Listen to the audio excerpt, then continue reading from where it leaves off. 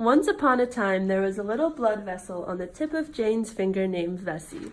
Vessie was always a happy camper as long as she was able to supply Jane's finger with enough blood.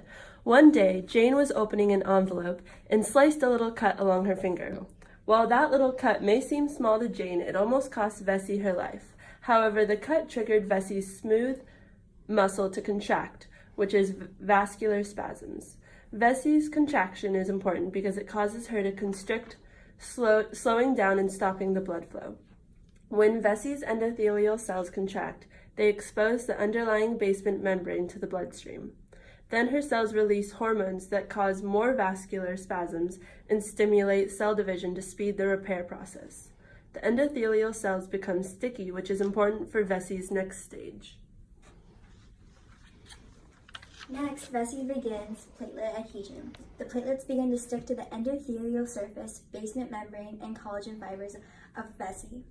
As more platelets begin to come to Vessie's rescue, they begin to aggregate or stick together to form a platelet plug, which are allowed by the release of chemicals. As Vessie has gone through the struggles of the vascular phase and platelet phase, she will still have more to come in the coagulation phase. It is here where Vessie will receive help in converting fibrinogen to fibrin.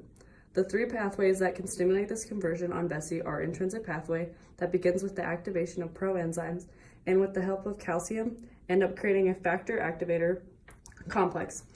Next is the extrinsic pathway, which begins because of Vessie's damaged endothelium cells that will help with the help of calcium lead to the creation of a tissue factor complex.